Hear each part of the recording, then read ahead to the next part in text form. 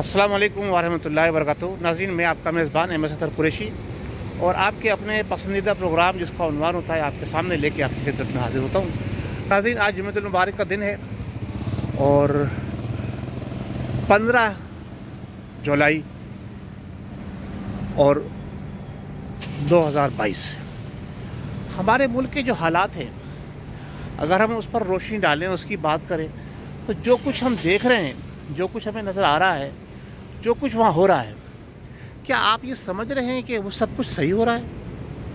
क्या आपको ऐसा लगता है कि हमारी हुकूमतों ने वो इक़दामात मौसर किए हैं, चाहे वो पुरानी साबका हुकूमत हो, चाहे नई हुकूमत हो, कि इंसानियत की भलाई और इंसानियत की खिदमत के लिए वो कुछ करते हुए नज़र आ रहे हैं आपको?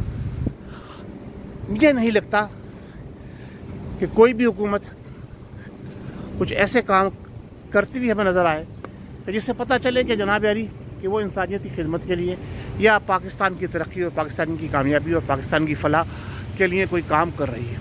नाज़रीन, मैं बात करूँगा जो हालात हमारे इस वक्त मुल्क के गुजर रहे हैं, कि इन हालात के अंदर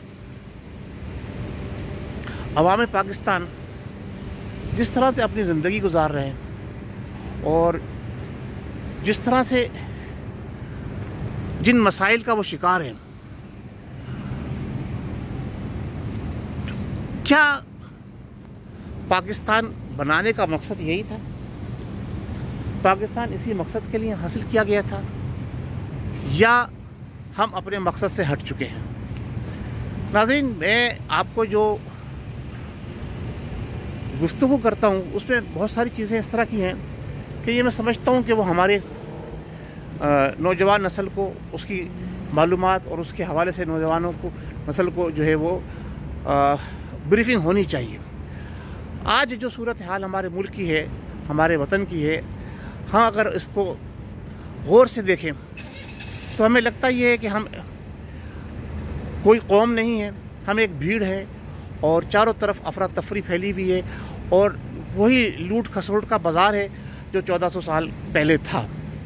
आक़ाए दो आलम सैयदुल मुरसलीन ख़ातमुन नबीयीन हज़रत मोहम्मद मुस्तफ़ा सल्लल्लाहु तआला अलैहि वसल्लम ने अपने खुतबे हज्जतुल वदा में ये फरमाया कि ना आज से कोई अरबी है, ना अजमी है, ना कोई गोरा है, ना कोई काला है। अगर किसी को फ़ोक़ियत है तो वो सिर्फ उसके तक़वा और परहेज़गारी पर है। लेकिन क्या हम ये देख रहे हैं कि हमें ये नज़र आ रहा है कि हमारे मुल्क के अंदर जो इस वक्त शैतानी चरखे मंजर आम पर नज़र आ रहे हैं, क्या कोई कौम है? क्या हम मुसलमान हैं? हम एक दूसरे को काटने पे तुले हुए हैं, एक दूसरे को मारने पे तुले हुए हैं। हक़ की जंग, हक़ की बात करने वाला कोई आपको नज़र आया? अगर नज़र आ रहा है तो मुझे बताइए। हाँ, सब लोग अपने अपने मकासद हासिल करने के लिए, चाहे वो सियासी लीडर हों, चाहे वो मजहबी लीडर हों, वो यकीनन इकट्ठे भी हो जाते हैं और जब उनको ज़रूरत होती है और जब ज़रूरत नहीं होती तो वो एक दूसरे के गिरबान पर हाथ डाल रहे होते हैं, गिरबान दस्ते गिरबान होते हैं। और पिछले 5 साल के अंदर जो हमें यानी हमारे मुल्क के अंदर नौजवानों को जो दर्स दिया गया है वो लड़ाई का, मार कुटाई का, गालम गलोच का, अब उसके असरात जो है हमारी ज़िंदगियों में नज़र आ रहे हैं। आप देखें जो इस वक्त सूरत हाल सुबह सिंध की है कि मुसलमान एक दूसरे के दस्ते गिरबान हो रहे हैं, एक दूसरे को मारने पर तुले हुए हैं और एक दूसरे के कारोबार और इमलाक को आग लगा रहे हैं। क्या यही हमारा दीन सिखाता है? क्या यही हमारा मज़हब सिखाता है? क्या यही सब कुछ हमने करने के लिए जो है बरसगीर पाको हिंद का बंटवारा करके वहाँ के मुसलमानों को वहाँ छोड़ा और हम यहाँ आए थे? नहीं, ऐसा नहीं था, लेकिन ऐसा ही हो रहा है। लिहाजा अब ज़रूरत इस बात की है, ज़रूरत इस अमर की है कि हमने ये देखना है कि हम कहाँ खड़े हुए हैं। जो हम अपनी ज़ात की बात करेंगे, खुद अपनी ज़ात के अंदर, हर शख्स अपनी ज़ात के अंदर वो अपनी बात का जवाब दे, उसको ये फ़ैसला करना है कि वो कहाँ खड़ा हुआ है, वो क्या कर रहा है और क्या अवामिल काल फरमा है और किस तरह से उसको अपनी ज़िंदगी गुजारनी है, किस तरह से अपने मुल्क की, किस तरह से अपने वतन की खिदमत करनी है।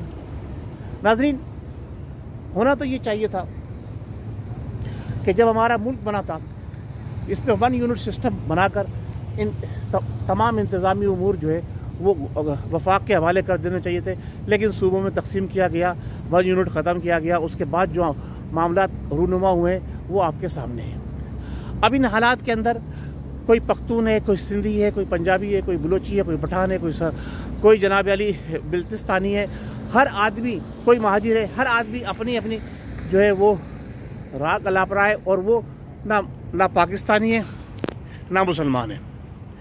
تو ہم جب تک پاکستانی نہیں بنیں گے اور اس سے پہلے اگر ہم مسلمان نہیں بنیں گے تو ہماری کامیابی اور کامرانی ہمیں نظر نہیں آ رہی۔ تو لہٰذا سب نے سنت ابراہیمی ادا کی ہے، قربانی دی ہے مسلمانان عالم نے، تو اس قربانی ہی کی لاج رکھتے ہوئے آپ جو ہے وہ اپنے اپنے ذاتی انا کو قربان کریں، اور سنت ابراہیمی کے ساتھ ساتھ سنت محمدی بھی ادا کریں، یعنی نفرتوں کو مٹائے۔ جب آپ تشریف لائے تھے دنیا کے اندر تو عرب کے اندر چاروں طرف جو ہے وہ نفرتیں پھیلی ہوئی تھی، لوگ بیٹیوں کو زندہ درگور کر دیا کرتے تھے، سمجھے؟ آپ نے محبت سے، اخلاق سے، اپنے اسوہ حسنہ سے ان لوگوں کو جو سخت دل تھے مسلمان کیا، اور پھر دیکھیے کہ صرف دیکھتے ہی دیکھتے تھوڑے سے ایک مختصر سے عرصے میں اسلام دنیا کا ایک بہترین مذہب بن گیا۔ ناظرین، آپ کو اب فیصلہ کرنا ہے کہ آپ مسلمان ہیں اور پاکستانی ہیں، تو پھر آپ نے اپنا کردار کس طرح سے ادا کرنا ہے۔ حکومتیں آتی ہیں جاتی ہیں، اور سیاسی جماعتیں آتی رہیں گی جاتی رہیں گی، لیکن آپ نے اپنا کردار جو ادا کرنا ہے اس کے لیے اب آپ نے اپنے آپ کو مضبوط کرنا ہے، اور اسلامی تعلیمات پر عمل پیرا ہوتے ہوئے پاکستان کو مستحکم بنانا ہے۔ اگر پاکستان کو مستحکم اسی صورت میں بنا سکیں گے جب ہم آپس میں شیر و شکر ہو جائیں گے، ہم پکے مسلمان ہو جائیں گے اور سچے پاکستانی ہو جائیں گے۔ تو نفرتوں کو مٹائیے، عصبیتوں کو مٹائیے، فرقہ وارانیت کو مٹائیے، اور یہ جو اس وقت سندھ کے اندر خاص طور سے جو آگ لگنے جا رہی ہے، اس آگ سے بچنے کے لیے آئیے اخلاص اور محبت سے پاکستان کی خدمت کا جذبہ اپنے دل میں لے کے ہم سب اس سوشل میڈیا کے ذریعے، گروپ بندی کے ذریعے، یعنی گروپ بنا کے سوشل میڈیا کے اندر ہم ان تمام چیزوں کو، نفرتوں کو مٹانے کے پیغامات بھیجیں، اور آپس میں شیر و شکر ہوں، ایک دوسرے کے کام آئیں۔ انسانیت کی خدمت ہی در حقیقت ہمیں جنت میں لے کے جائے گی۔ بہت شکریہ۔ پاکستان زندہ باد۔